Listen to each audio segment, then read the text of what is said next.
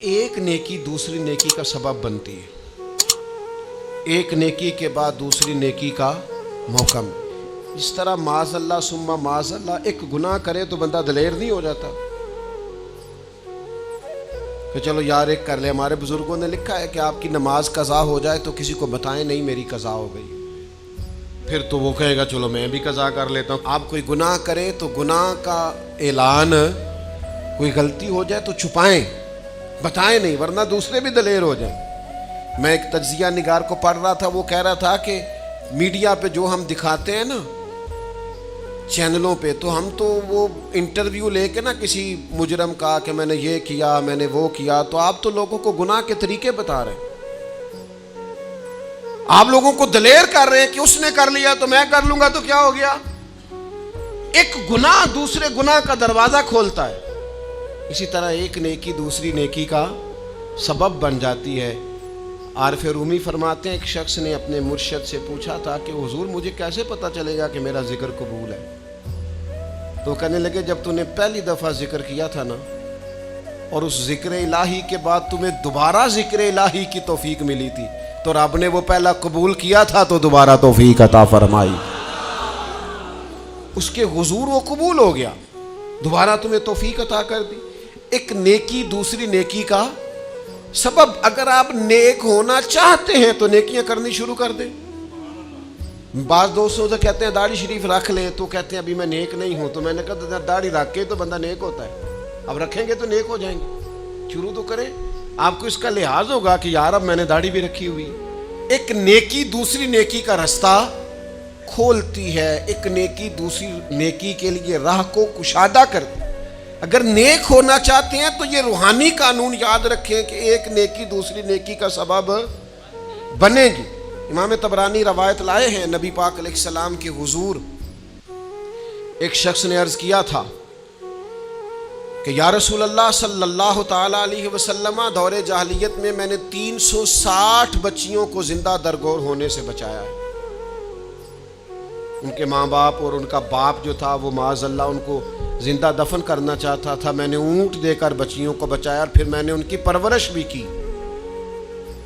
تو یا رسول اللہ صلی اللہ علیہ وسلم میں نے 360 بچیوں کی جان بچائی ہے، مجھے اس کا اجر ملے گا؟ یہ بڑی باریک بات اس شخص نے پوچھی ہے۔ اصول یہ ہے کہ حالت کفر میں جو انسان نیکی کرتا ہے اس کا اسے اجر نہیں ملتا۔ اجر کے لیے ایمان ضروری ہے، ایمان پر اجر مرتب ہوتا ہے، جس کا ایمان نہیں اس کو اجر نصیب شرط ہے کہ بندہ مومن ہو تو اس کے نیک اعمال قبول۔ اب یہ سوال کیا کر رہے ہیں، ذرا باریک بات ہے سمجھے۔ یا رسول اللہ صلی اللہ تعالی علیہ وسلم،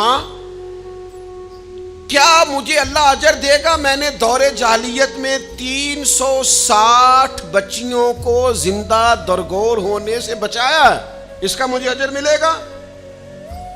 قربان جائیں، حضور فرماتے ہیں انا افصح العرب، میں عربوں میں سب سے زیادہ فصیح و بلیغ ہوں۔ اس نے کہا حضور اجر ملے گا؟ تو حضور فرمانے لگے تمہیں تو اجر مل گیا ہے۔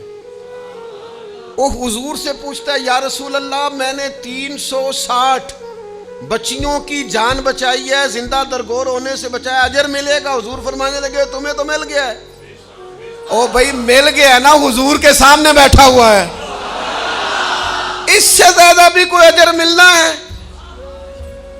نبی پاک کے سامنے بیٹھ گیا ہے اور حضور سے سوال کر رہا ہے، تو حضور فرمانے لگے تمہیں تو اجر مل گیا ہے۔ یا رسول اللہ کیسے؟ فرمایا اللہ نے تمہیں اسلام کی توفیق نہیں دے دی، تمہیں تو اجر مل گیا ہے۔ صحابہ وہ صحابہ تھے جن کی ہر صبح عید ہوتی تھی، خدا کا قرب حاصل تھا، نبی کی دید ہوتی تھی، تو اجر تو مل گیا ہے تمہیں، اللہ نے اسلام کی توفیق عطا کر دی ہے۔ وہ جو تم نے دور جاہلیت میں نیکیاں کی اس کا اجر یہ ملا کہ اللہ تعالیٰ نے تمہارا سینہ اسلام کے لیے کھول دیا، تمہیں اسلام کی توفیق مل گئی ہے، تم مسلمان ہو گئے ہو تو اس نیکی کا تمہیں اجر ملا ہے۔ زندگی بھر یاد رکھیں، آپ نیکی کریں گے تو نیکیوں کے رستے کھل جائیں گے، آپ تقوی کی راہ پر چلیں گے تو آپ کا سینہ اللہ تعالیٰ کھول دے گا عبادت کے لیے۔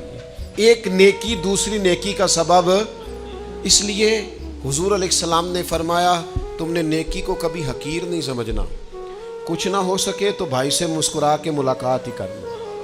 چھوٹی سے چھوٹی نیکی کو بھی چھوڑیں, حریص ہو جائیں نیکیوں کی. نیکیاں کریں گے تو آپ محسوس کریں گے کہ ایک روحانی ضابطہ قائم ہو گیا ہے کہ اس نیکی کی وجہ سے اللہ تعالیٰ مزید نیکی کی توفیق عطا کر رہا ہے.